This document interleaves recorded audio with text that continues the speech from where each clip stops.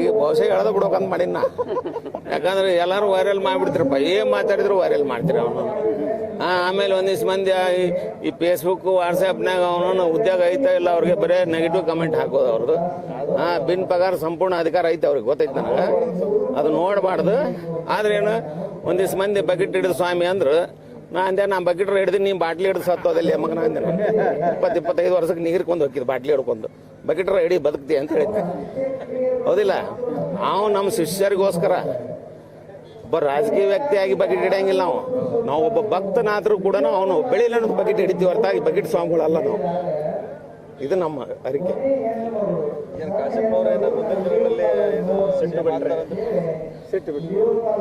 ಸಿಟ್ಟು ಬಿಟ್ರೆ CM ಮಗ ನೀಗೂ ಹೇಳ್ತೀನಿ, ಅವನ್ನ ಸಿಟ್ಟು ಬಿಟ್ರೆ ಗ್ಯಾರಂಟಿ ಅವಕಾಶ ಐತೆ ಅವಂಗೆ.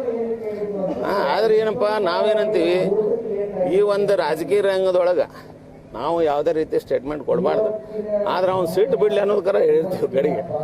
ಸಿಟ್ಟು ಬಿಡ್ಲಿ, ಸಿಟ್ಟು ಆಳಂದ್ರೆ ಅವಕಾಶಗಳು ಅದಾವ, ಇಲ್ಲ ಅನ್ನಂಗಿಲ್ಲ. ಅವ್ ದೊಡ್ಡ ಪ್ರಭಾವಿ ಯೋಗ ಐತೆ, ಅವನು ಪ್ರಭಾವಿ ನಾಯಕ. ಉತ್ತರ ಕರ್ನಾಟಕದಾಗ ಒಂದು ಯೋಗ ಐತೆ ಅವ್ನಿಗೆ. ಅದಕ್ಕೆಲ್ಲ ನಮ್ಮ ಮಹೇಶ್ ಹೊಸಗೌಡ್ರು ಅಂತರೂ ಸಾಥ್ ಕೊಡ್ತಾರ ಅವ್ನಿಗೆ. ಆಮೇಲೆ ಇನ್ನೊಂದು ವಿಶೇಷ ಅಂದ್ರೆ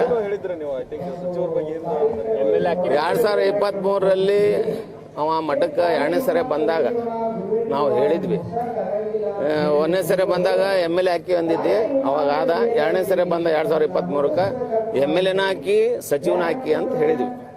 ಅದನ್ನ ನಾವು ಹೇಳಿಲ್ಲ, ಮತ್ತು ನಾವು ಹೇಳಿದ್ರೆ ತಪ್ಪದು.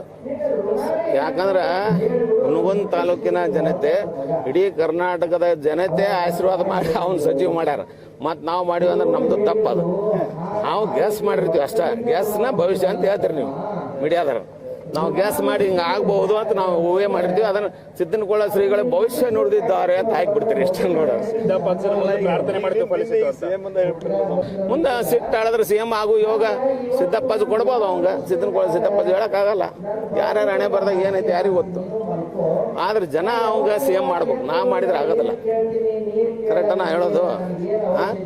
ಈಗೇನು ಕರ್ನಾಟಕದ ಜನತೆ, ನಮ್ಮ ಶ್ರೀಮಠದ ಭಕ್ತರು, ಅವರ ಪಕ್ಷದ ಹಿರಿಯರು, ಮುಖಂಡರು, ಮತ್ತೆ ಏನೋ ಕಮಾಂಡ್ ಅದಾವು, ಅವ್ರು ಮಾಡಿದ್ರೆ ಆಗತ್ತದು. ಆದ್ರೆ ಏನಪ್ಪಾ, ಸಿಟ್ಟರ ಬಿಡ್ಲಿ ಅಂತ. ಸಿಟ್ಟು ಬಿಟ್ಟನಂದ್ರೆ ಯೋಗ ಐತ್ಲೆ ತಮ್ಮ ಅಂತ ಹೇಳಿನ.